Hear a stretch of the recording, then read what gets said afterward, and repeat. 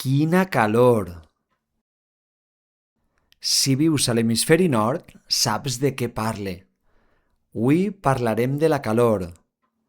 Parlarem de la calor extrema. Parlarem del canvi climàtic. Parlarem dels estius que semblen infinits. Parlarem de com suportar aquestes temperatures. Aprendrem valencià parlant sobre calor. Capçalera i comencem.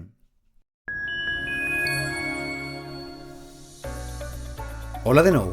Estàs en Valencià en veu alta, el canal on t'ajudaré a parlar valencià amb fluïdesa, pas a pas, des del primer dia. Avui vas a escoltar un podcast per a millorar la teua capacitat auditiva i la teua comprensió. Avui anem a canviar l'ordre habitual.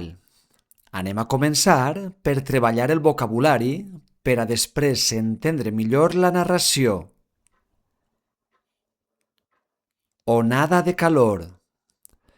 Una onada de calor és un període de dies de temperatures molt més altes del normal. Latitud. La latitud és la distància d'un lloc respecte a l'equador. Rècord. Un rècord és la xifra més alta o més baixa aconseguida fins ara. Escalfament. L'escalfament és l'augment de temperatura d'un lloc o del planeta. Augment.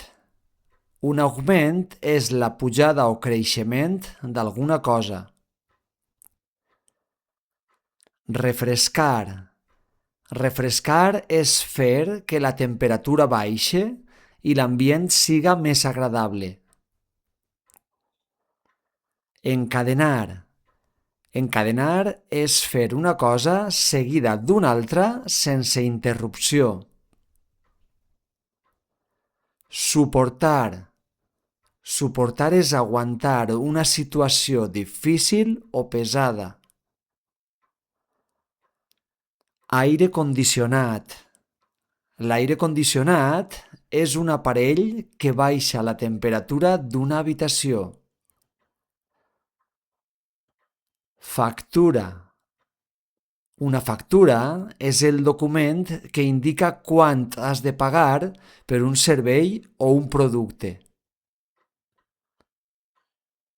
Ventilador. Un ventilador és un aparell que mou l'aire per a refrescar. Cultius. Els cultius són les plantes que es cultiven per a menjar o vendre. Ecosistema. Un ecosistema és un conjunt d'éssers vius que comparteixen un mateix entorn. Refugi climàtic. Un refugi climàtic és un lloc fresc i segur per a protegir-se de la calor extrema. Biblioteca. Una biblioteca és un espai públic amb llibres i un ambient fresc i tranquil. Ombra. L'ombra és la zona fosca i fresca que es crea quan alguna cosa tapa el sol. Evidència científica. L'evidència científica és la informació provada i demostrada per la ciència. Ara sí, anem amb la història d'avui. Una reflexió sobre els temps calorosos que estem vivint. Cada any fa més calor. Cada any l'estiu és més llarg. Abans l'estiu començava en juny. Ara comença en maig. Abans l'estiu acabava en setembre. Ara acaba en octubre. La sensació és clara. L'estiu creix i ocupa més mesos. L'estiu se menja part de la primavera. L'estiu se menja part de la tardor. Les onades de calor són més freqüents. Les onades de calor són més fortes, més llargues i més extenses. En juny de 2026, dues onades de calor han arribat a latituds molt elevades. Països com França, Alemanya o Polònia han superat els 40 graus. Els rècords per temperatura alta no paren de caure. Una conseqüència molt important és l'escalfament dels mars. Per exemple, el Mediterrani ha experimentat un augment de temperatura molt important en pocs anys. Això afecta als països de la zona. La nit és un gran problema. Abans, la nit refrescava. Ara per la nit no refresca tant. Tenim nits tropicals. Tenim nits molt humides. Tenim nits de 25 graus.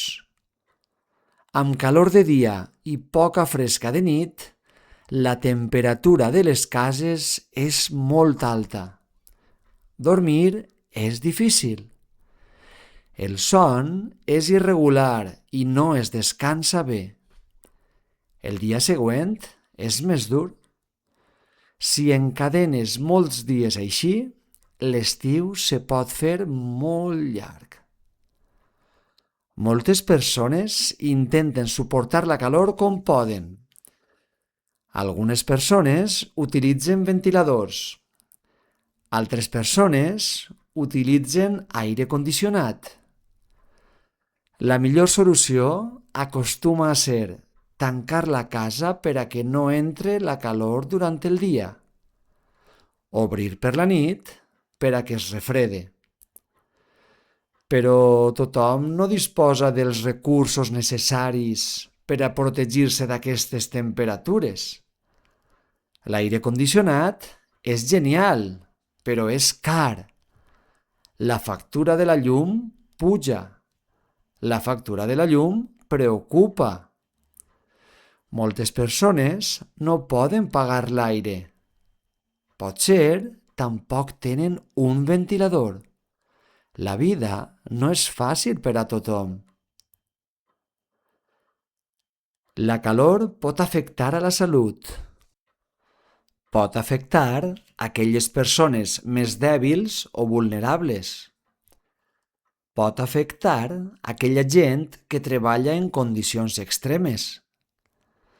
Pot afectar aquella gent que fa esport intens en hores inadequades.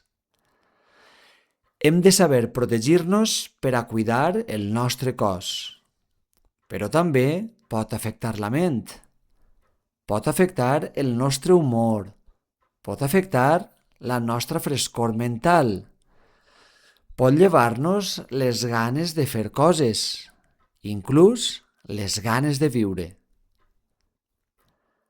La calor també afecta la natura. Afecta els boscos, els animals i els cultius. Afecta l'aigua, els rius i els mars. Molts ecosistemes estan canviant. Moltes espècies s'han hagut d'adaptar. El planeta s'ha escalfat. S'ha escalfat més d'1 grau. El Mediterrani s'ha escalfat més del doble. Tot això no és opinió, no és sensació, és evidència científica.